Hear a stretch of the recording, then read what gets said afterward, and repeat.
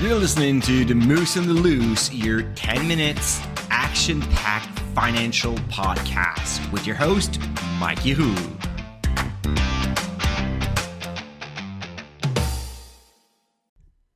Hey, what's up, Market Moose? Mike from The Moose on the Loose. I hope you're doing well today.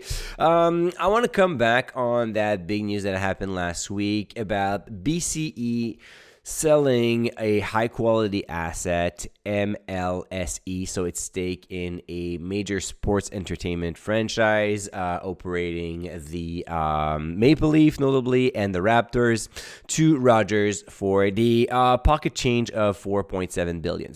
I already did a video on BCE last week. I already talked about that issue, so I'm not going to review that deal and how it affects BCE specifically today. But my question today is, does one single event changes everything? And that is one thing that I noticed. So when Bell announced that they will sell this asset, I got like a bunch of emails from investors, from Dividend Stocks Rock members, like saying, well, Mike, we read your piece, because I obviously told my members way up front the result of the analysis of my BCE in the video about their balance sheet and where it's going with their cash flow.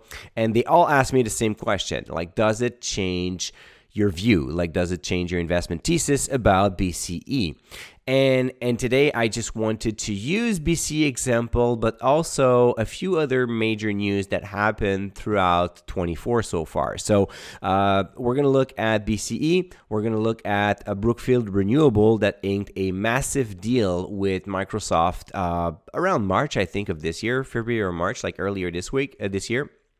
National Bank buying Canadian Western Bank, and also Alimentation Couche-Tard trying to buy 7-Eleven. Because in all of those cases, it created a tsunami of questions from investors, and it seems that everybody kind of forgot that there was a business before that news, and the news does not become the business. So this is what I want to try to see, and I'm going to share my thought process on those.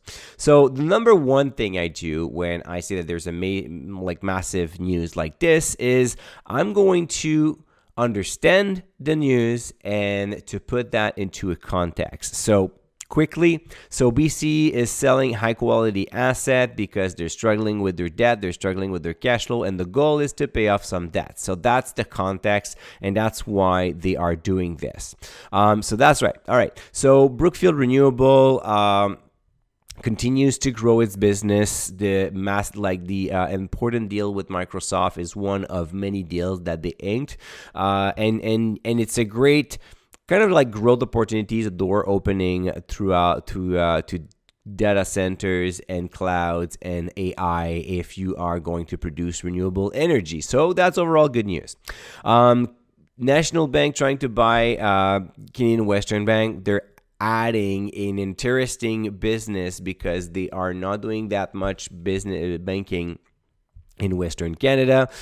So they're just diversifying their portfolio. They're adding a lot of commercial loans to their book. So that will help their wealth management division. So there's some cross-selling over there.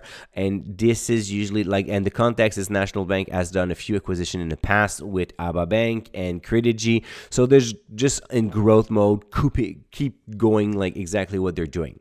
For Alimentation Couche-Tard, their earnings are slowing down a little bit, but it's in their DNA to make acquisitions. It's not the first time they go after 7-Eleven convenience stores, and they're trying to make another attempt to consolidate their position as a leader, because right now 7-Eleven has more convenience stores than Couche-Tard, but Couche-Tard is a bit of a bigger company in terms of market cap. So this is the news and the context around those four stories.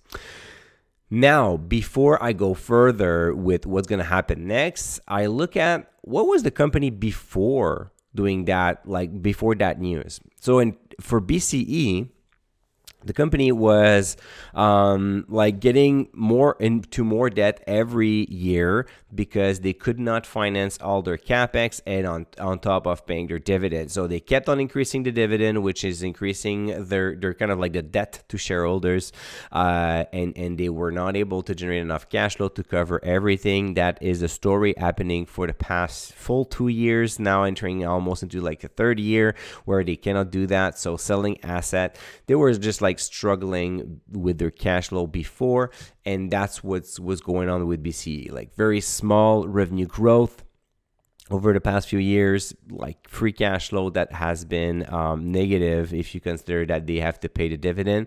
So not incredible. For Brookfield Renewable, the stock price was quite volatile, but the numbers like the FFO per share, the payout ratio, the distribution, everything was really stable and growing. So the company kept on doing what they were doing before, now adding one more deal. Not going to change much the business, but overall, Brookfield Renewable had reported very strong and stable funds from operation per share growth over the past 5 years, even though the hype and not hype over the stock has modified quite greatly.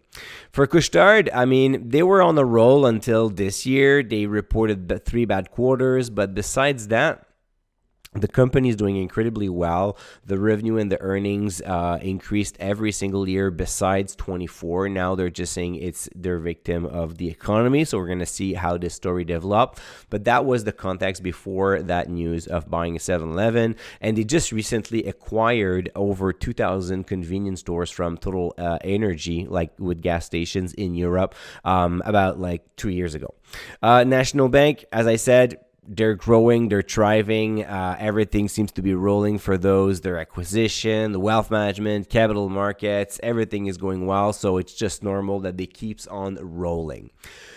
So now that I have the context around the news and I know that what was happening with the company before, now I'm going to see if that news has a major impact on what was the story before it happened. So for Bell, they're going to, like, selling an asset will not increase revenue. It's going to be the opposite. It will not improve cash flow unless MLSE was cash flow negative, which was very hard to find out. And I didn't spend much time on that because in the end, it's not going to be a massive improvement if it ever be the case, but they will not grow their revenue. They will pay down debt, but they already got into more debt in 24. So they're kind of like just going back to 23 or like January of 24. That's pretty much like their status. Once the deal will be closed in 25, they will just go back for about 1 year behind in terms of debt. But the main struggles remains. They are not able to generate more growth. They're not able to generate more cash flow. And therefore, it's still going to be a battle to pay the dividend and keep increasing it moving forward. They need to find ways to improve their cash flow situation. And selling assets is just putting a band-aid on in very open-wounded. For Brookfield Renewable, it sounds like it was pretty much business as usual. The market got crazy about the news and the stock price went up for a while and then it went back down. But that's just the market being the market, creating that noise that I'm talking about all the time. But the business model is the same, the numbers are the same, and it's going to continue to go forward. Actually, it's just only good news because it opens the door to more opportunities like this one, but the business was already doing well before that. Same thing for National Bank. It's good news for Canadian Western, for the acquisition of Canadian Western Bank, because this is the type of asset and business that you want to buy if you're a National Bank. But in the end, it's not going to materially change the entire business. It's going to be a big chunk to swallow, but they have the capital to do that. So moving forward, chances are it's only going to be good news. The only thing is we'll have to monitor how the integration goes on, because there's a different culture. There's always risk when you do an integration of this size, so we'll have to monitor how it goes. And for Alimentation Couche-Tard, I mean, a lot of people went on crazy trying to calculate how they're gonna make that acquisition of 7-Eleven, but I mean, the deal is not even close to be accepted. I mean, 7 & I, the company holding 7-Eleven, doesn't even want to sell. So at this point, just pure market noise doesn't change anything on the business and their plan. So if it ever happens, we're going to review the deal. In the meantime, don't waste your time and your energy on this because it's just like what ifs. And for what if, my friend, you're going to spend like the next 10 years calculating those what ifs and none of them will really happen. So finally, what is really important when you have a major news like this is to look at the numbers. Like, what does it change? Like having for Brookfield Renewable, like inking like sales with Microsoft is great, but it's also part of like their business model where they need to find clients where they have to sell their energy. Now it's a big deal because it's linked to a big tech giant and also to the fact that AI is rising and it will require more computing power and therefore more energy. But in the end, it's just like the media creating a lot of hype around one single news that could have been just like one signing a contract and moving on. Because if they just do that for the next 10 years, that's not going to be enough, right?